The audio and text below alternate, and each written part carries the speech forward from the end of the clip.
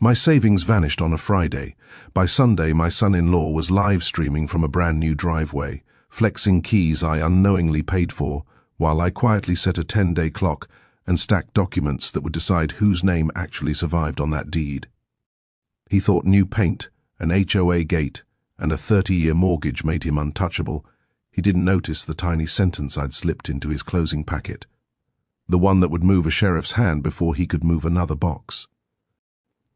You're watching Revenge Files. Subscribe for a new twist daily. I'm a building engineer at a hospital in Raleigh, North Carolina. I count hours by boilers and chillers and overtime shifts. Numbers calm me. That Friday, May 31st, 2024, my checking balance fell from $162,500 to $42,137 between lunch and clocking out. I stood in the concrete-smelling service corridor and stared at my banking app until the screen dimmed. The bank's fraud line put me on hold to a saxophone loop. When a human finally arrived, she read back a cashier's check image they'd just pulled. Payee Wake Title and Escrow, LLC, memo gift. Purchase 2,713 Camden Laurel. The signature looked like mine if my hand had a cheap hangover. The amount, $120,000, was exact enough to be personal. I called my daughter Lauren. She answered with wind noise and laughter. "We're at the model home," she said. "Tyler says the builder offered to throw in the fridge if we close by the 14th. I listened for the sound of my own breathing. "Did you use any of my money?" I asked. "Dad," she said, suddenly formal, "you said you wanted us stable, but then—" An hour later, Tyler's Instagram story showed him grinning in the driver's seat of a midnight silver Tesla, driveway pavers glittering behind him like coins on a riverbed. He panned the camera from the Tesla badge to the garage door and back to himself. "Bigger moves this year," he said. "New house, new wheels. Manifest and maintain." I drove home on autopilot, not the car kind. It was early June in Raleigh, thick air and late light hanging under the pines. My bungalow on Ashland Drive felt smaller than normal, like the walls had flinched. I pulled the manila file boxes from under my bed, old tax returns, the last will, the HEPA file with passwords on weathered index cards. I put a yellow legal pad on the table and wrote a heading I didn't say out loud, "What I can prove." First, the bank. I met the branch manager at 8:58 a.m. Saturday with coffee and the printed affidavit I'd typed and signed before dawn. "I didn't authorize this," I said. He slid the check images to me, front and back endorsements, the escrow deposit stamp. He looked up, waiting for me to blink. I didn't. He closed the folder and said, "We'll open a case immediately. Because it's a cashier's check, reversal is tricky, but the escrow company has not dispersed yet if closing is in mid-June. That's your window." Second, the source. I'd shown Tyler a single statement once, after he made a dig about boomer money sitting in low interest. I'd put down a down payment on their first apartment years back and sworn I'd never micromanage again. A stupid promise, I thought now. A blindfold you not yourself. One problem, even if I prove the money was mine, title companies don't litigate family spats. They push to close or they push away. I drove to Wake Title and Escrow on Six Forks Road, dressed in my cleanest work khakis and a collared shirt. The receptionist offered tea like I'd come for good news. A closing attorney named Miss Harris took me to a glass room with too cold air. I put the bank's images on her conference table and didn't touch them again. "That gift letter isn't mine," I said. "The signature is lousy, and I don't give $120,000 to men who call my grandbaby content." She read quietly, eyes moving like a line printer. "Our underwriter requires a sourced gift letter for these funds," she said. "If you dispute the letter, we cannot count the $120,000 as a gift. If the buyers can't replace it with verified funds, we cannot disburse at closing." She paused, then added, "Closing is set for June 14th, so you have time to make that dispute official." Time. 10 business days, minus weekends, minus human patience. I drove to the Wake County Sheriff's Office and filed a report for forgery and financial card theft. The deputy typed, nodded, typed more, and gave me a case number on a thin slip. "Civil side might move faster than criminal," he said. "Paper wins before handcuffs do." On Sunday afternoon, I parked a block from 2,713 Camden Laurel Drive in Cary. The subdivision was fresh asphalt and crepe myrtles, and the air smelled like new mulch and HOA meetings. Tyler was on the porch steps with a can of sparkling water like a commercial. "We closed the car Friday," he told a neighbor. "House is a formality." He laughed. It sounded like a test. I didn't walk up. I took pictures from my window. The lot sign with the parcel number, the builder's banner, Tyler's arms opening like he had invented doors. I sent a single text, "Call me." He didn't. Instead, he posted a boomerang of Lauren turning a fake key in a staged model door. But then, Monday morning, I drove to the Wake County Register of Deeds and asked the clerk how to record a notice of lis pendens. He showed me a public computer and told me to search the parcel, then draft the notice tied to a pending suit. "You need an actual case," he said, not unkindly. I understood. Paper wins, but not imaginary paper. At 11:10 a.m., I retained an attorney named Sarah Dunham, whose Yelp reviews said she hated bullies and loved documents. Her retainer was $8,200. I slid my debit card across her desk like I was pushing a raft into water. We filed a complaint in Superior Court seeking a constructive trust and equitable lien on any property purchased with my misappropriated funds, plus a claim for conversion, fraud, and unjust enrichment. Sarah's paralegal drafted a lis pendens tied to the case number and sent it to be recorded that afternoon. Meanwhile, Ms. Harris emailed that Wake Title had frozen the disputed funds pending underwriter guidance. Lauren texted me, "Why are you trying to ruin this for us?" I typed and deleted 20 replies before I sent, "I'm not. I'm stopping theft." That night, I couldn't sleep, so I walked my street under the sodium orange lamps and listened to the cicadas grind. By morning, I felt a shape in the mess. I couldn't stop them from seeking a house, but I could force a choice at closing: clean funds or no deed. We hit a line I didn't expect.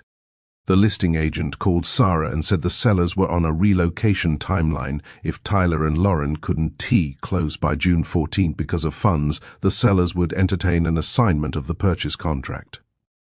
Sarah asked whether the builder allowed assignments. The agent said yes, with approval and a fee. I listened on speaker, hands flat on my kitchen table, until...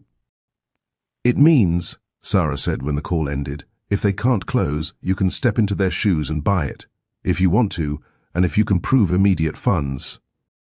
I went quiet. I didn't want that house. I wanted my daughter to be safe in any house. But choosing is a strange power. It makes replacements where apologies fail. "I can close," I said.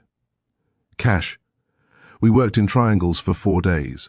Ms. Harris notified the underwriter that the $120,000 gift letter was disputed and could not be used. The lender, Piedmont First Mortgage, emailed Tyler asking for new reserves. Tyler sent 2 pay stubs that glowed from too much Photoshop. The underwriter flagged them. The lender suspended his file pending asset clarification. The sellers, anxious to land in a July school zone across the state, approved the assignment Friday morning, June 14, as long as someone closed within 72 hours. I formed an LLC, Camden Laurel Holdings, LLC, through an online portal with the Secretary of State, then opened a business account at my bank and wired a $25,000 assignment fee and a new $120,000 earnest deposit from my own funds. Logged, notarized, documented 6 ways. We amended the contract to reflect me as buyer, same price, $489,000. I could hear my father's voice in my head, the one he used when he taught me to set anchors for heavy equipment. Measure twice, then once again, if you love your back. The closing was Monday, June 17th at 9 a.m. Miss Harris slid the deed across the table, smile careful and professional. The seller couple signed, relieved, and asked me about my work, like I was the quiet relative at a wedding who turned out to be the one writing the checks. I signed my name as manager of Camden Laurel Holdings, LLC, and for a second my hands shook. Money is one thing, signatures are ballast. At 10:37 a.m., the deed recorded at the Wake County Register of Deeds. My phone buzzed with the book and page number. I stepped outside into the heavy, bright day and looked at my reflection in the glass door. A 56-year-old man who ate hospital cafeteria food and packed thermoses had just bought a house he never intended to live in. I leaned on the concrete column and felt the oddest mix of victory and grief. Except, at 12:14 p.m., Lauren called. "We can still move in, right?" Her voice was small, like the shell of a voice. "We have movers reserved." I didn't make her beg. "You can live there under a 1-year lease," I said. "Rent is $2,450 a month. You'll have an option to buy before June 30th, 2025 if you repay $120,000 plus $18,000 carrying costs. That's it. Clean, documented, silence." "Then Tyler won't agree. He doesn't have to," I said. "You need a roof." That afternoon I drove to 2713 with a blank lease, option agreement, and a folder of keys. I gave Lauren a hug that lasted maybe 1 second longer than either of us thought we could stand. Tyler was late, distracted, sunglasses on though we stood under a porch. He scanned the first page, smirked and said, "You're not serious." I pointed at the sentence midway down. One sentence in bold where most people stop reading. "Tenant acknowledges owner's title and waives any claim to possession beyond the term, unless and until the option is fully exercised and deed conveyed." He initialed like he was signing for a delivery. They moved boxes in that evening like a commercial again, only quieter. I watched from my car until dusk turned the stucco grey and the streetlights clicked alive. I wanted to call my ex-wife Marianne and tell her I'd done something smart for once. Instead I drove home, opened the hospital's online schedule and added another shift. A week later, June 21st, at 11:52 p.m., my phone lit the bedroom like a small, angry moon. I answered in the second ring because a father's body always answers when it's his child's number, even if it isn't his child's voice. Tyler's breath clawed the line. "What have you done to us?" he shouted. "They won't issue the homeowner's policy because your stupid LLC is listed as owner on the county site. They say we're tenants." "You are," I said. "Pay your rent by the 1st, he swore, then pivoted. "I'll contest this. Everyone will know." I let him fill the air and then said the thing I'd saved. "Look up book and page 019,873, Wake County. Then tell me who owns your roof." The silence was hot. When he hung up, I lay in the dark with my phone on my chest, the way I used to hold my daughter when she was colicky, and the only way she'd sleep was with my hand on her back. Trouble doesn't leave. It changes shape. July 1st, no rent. July 5th, a text. We had unexpected expenses from the Tesla. July 6th, I served a 10-day demand for rent and late fees, plain white paper on the hardware of the front door, a photo time-stamped at 8:03 a.m. HOA rules frowned on notices visible from the street. I folded it under the wreath bow so the neighbors wouldn't get a show. I still hoped for quiet. Lauren Venmo'd $500 on July 9th with a heart emoji and no message. I sent it back with a note, full payment only. Don't spot welders ship. She didn't reply. I put together my small claims filing for summary ejectment and money owed. Sarah said she could come, but I wanted to do the first round myself.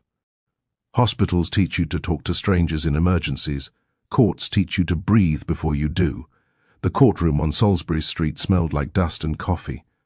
The magistrate wore the expression of someone who'd learned that law is mostly furniture moving. Tyler arrived in a blazer, Lauren 2 steps behind him, and they sat on the defendant bench like they were waiting to be called for a raffle. I presented the lease, the demand, the photos, the ledger. I didn't weaponize my voice, I kept it level. Tyler said, "This is retaliation because he wanted to control us." The magistrate asked if rent was paid. It wasn't. Judgment granted. Possession plus $2,450 in rent and $95 in costs. Writ available after 10 days. But then, on the courthouse steps, Tyler leaned toward me and hissed, "You think you won? Wait until your daughter hears what you did to her credit." I didn't take the bait. I walked to my truck and made a different call. To Piedmont First Mortgage's fraud department.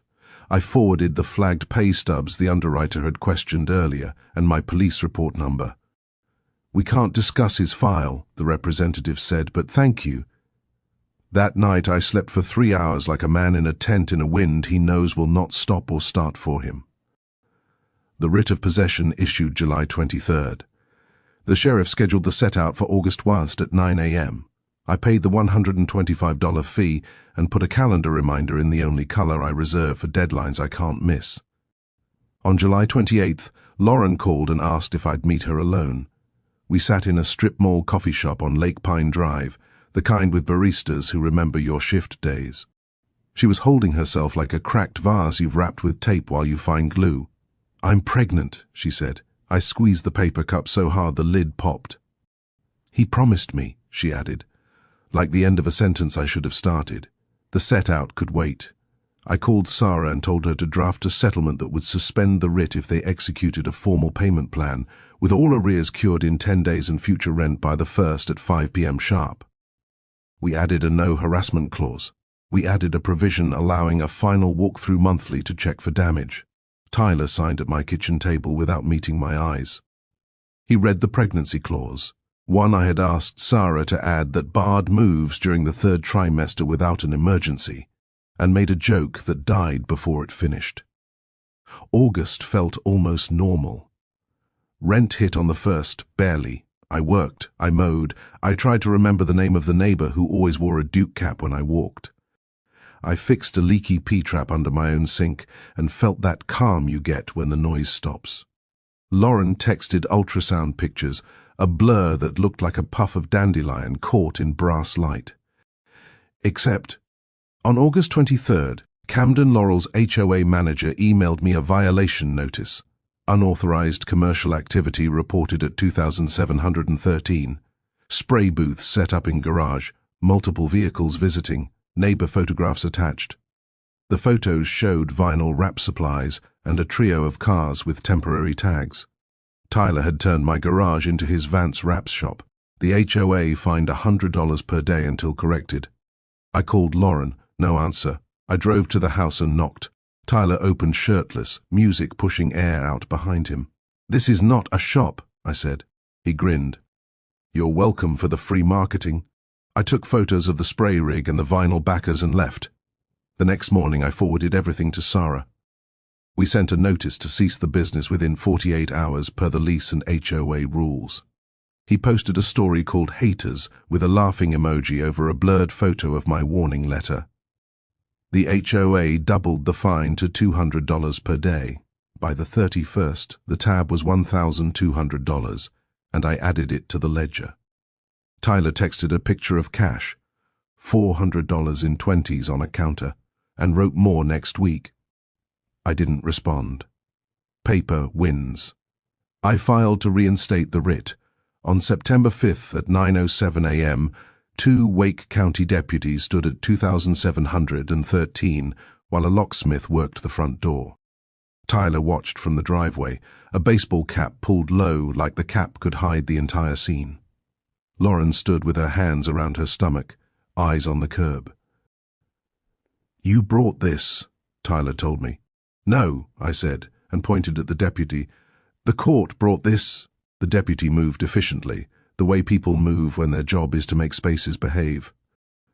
We set Tyler's couches and boxes on the driveway edge. The garage smelled like solvent and new plastic. The deputy wrote a number on a yellow tag and handed it to me. "Landlord possession," he said. "Change the locks." I hired a cleaning crew that afternoon. The garage floor had overspray that looked like confetti after a parade. In the back bedroom we found a stack of opened mail addressed to me, credit card offers with my name, pre-approved checks torn free. The cleaner held one envelope with a thumbprint stain where the glue had pulled. I took photos and bagged them. My bank confirmed 3 small online approval queries mid-August I didn't authorize, all declined, the way a man leaves prints he never knows about. We could have ended there, with a judgment and a driveway and a lock cylinder dropping into a technician's hand like a piece of old fruit. But the story had a second engine, and Tyler turned the key.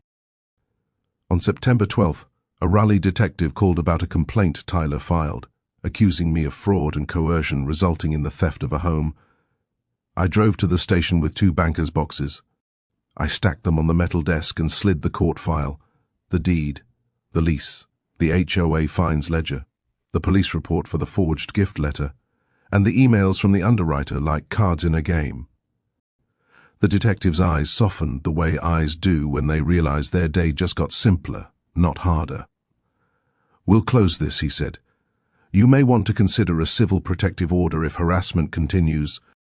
I wanted peace more than penalty.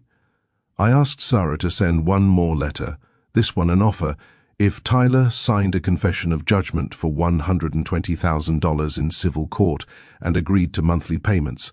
I would not press for criminal charges on the forged gift letter. We gave him 7 days. On the 6th, he countersigned. The confession included a clause allowing me to execute on assets upon default without relitigating. My pen felt heavier than it was.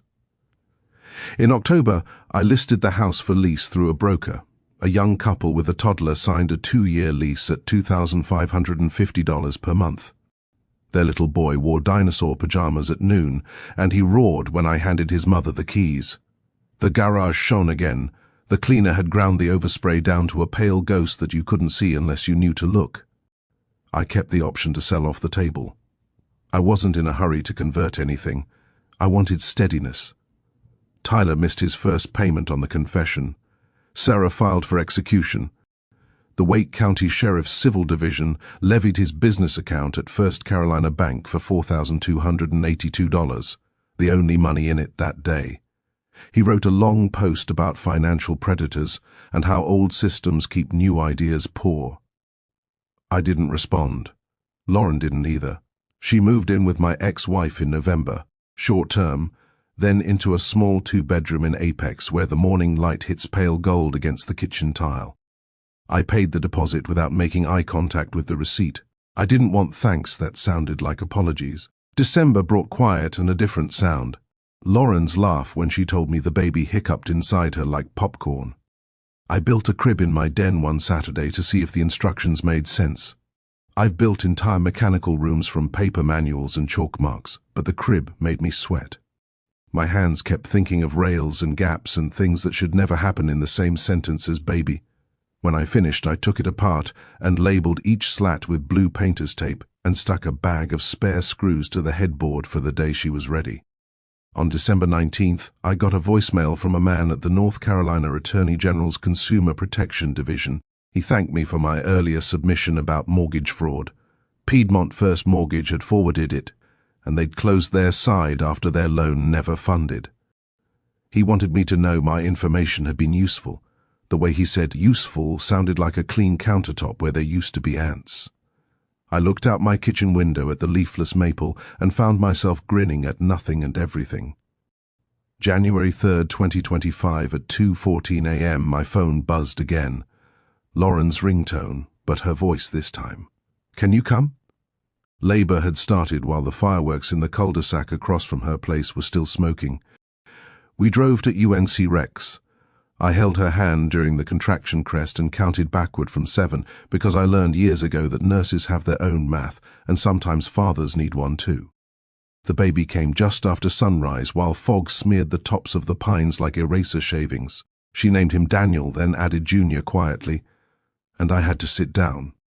When she was settled and drifting, I walked the hallway with a plastic cup of coffee and stopped at a window where rain had begun.